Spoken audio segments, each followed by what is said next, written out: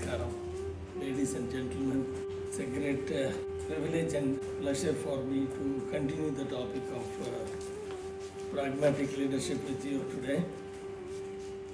So in the previous chapter, we have been discussing in the contents of the chapter of introduction, where I have been trying to cover some of these very basic aspects of understanding leadership before we get on to the more prescriptive aspects of developing the leadership skills. So one of the aspects I mentioned in the last session is about maturity. You may be wondering what maturity has got anything to do with the leadership aspects. So it's very important to appreciate that a leader is a one who is trying to lead others. That is why he is called a leader. That means when someone is at the front and everybody else is behind them, so he is the one who is really finding the path and then try to guide the rest of the people to come along. So, which implies that the leader has to be ahead of time and he must have clarity of the future and then how to create that. So in the simplest sense, that is what the aspect of leadership is all about. So that means if one doesn't have a clarity himself, he cannot create clarity for the rest of the people. So having said that, what maturity has got anything to do with this context? Of course, everyone understands the term maturity in their own way. So there are many great thinkers who have attempted to clarify maturity, to bring it to the context and make it very clear for a common man to understand. So in our common aspect of assessing people, we generally say this person is mature, that person is not matured and so on. So it's very important to appreciate that on the context of leadership, why are we really relating to this aspect of maturity? See, maturity comes from the ability of the person to manage his own emotions. Thereby, he will be able to manage the emotions of the rest of the people. So, let's deep dive a little more in this context of borrowing idea from the 7 Habits of Highly Effective People, which Stephen Covey very beautifully presented. That he brought in the idea of what is called the maturity continuum. When you say continuum, what really it means is that something which is continuously, progressively, incrementally happening. That is why it is called the continuum. So that means there is no break in between saying that you have reached a particular level or something of that kind. But nevertheless, Stephen Covey brought about 3 stages of maturity, essentially. He said that there is a dependent individual and he said there is an independent individual, and then he brought the idea of interdependent individual. Let's take each one of them very carefully. Before he brought in these 3 milestones, he also said that there is a private victory and then the public victory. What do you mean by a private victory and a public victory? A private victory is nothing but a person is able to conquer his own emotions and bring in discipline in his life, in his own thinking as well as in actions. So that is what he meant as a private victory. That means we are conquering our own self.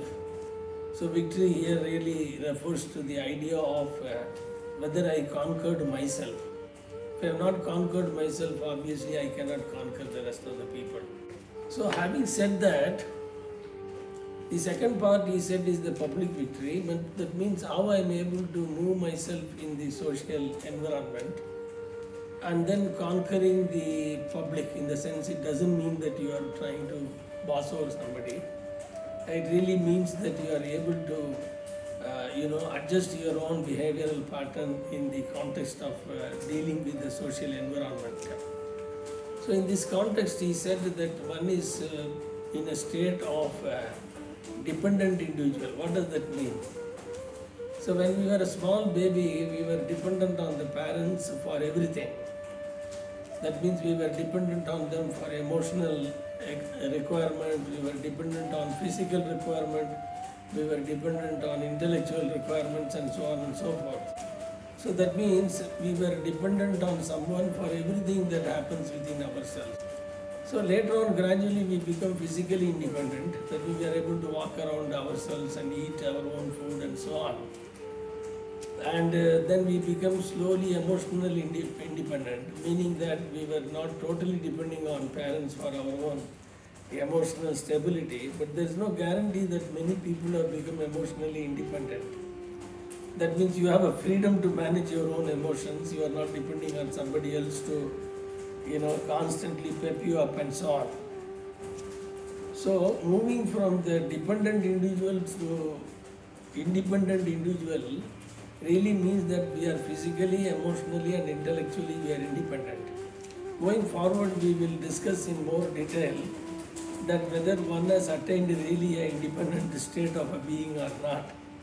So in the maturity continuum, if you are still a dependent human being, you cannot become a leader.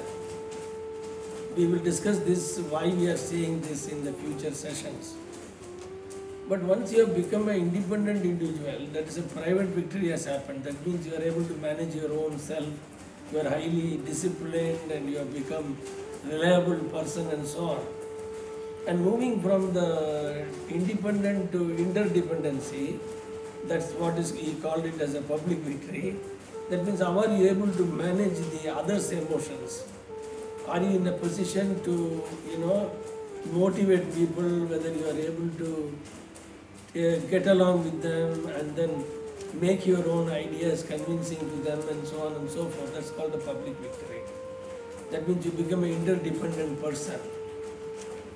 So this is what Stephen Covey meant as a maturity continuum. That means there is no point in time one can say I am in the middle of private victory or I am in the middle of the public victory and so on. So it is something happens right from the childhood till such time we are leaving this planet. So this is a very important concept to understand, that how I connected this maturity continuum in the context of leadership. Subsequently, I brought in the idea of personal leadership and then the team leadership and then the organization leadership in the context of pragmatic leadership. So first and foremost is to start with the idea of how we are able to manage our own emotions, how we are able to understand what is happening inside us and constantly try to regulate our own behavior. So this is a very important idea of maturity continuum, which is very relevant to the pragmatic leadership subject. So going forward, we will deep dive into some more ideas regarding this aspect of maturity before we deep dive into the context of personal leadership. I hope this session has given you some deeper understanding from the perspective of pragmatic leadership. Look forward to see you with many more ideas and concepts. Thank you very much for your patient listening. God bless you. Take care.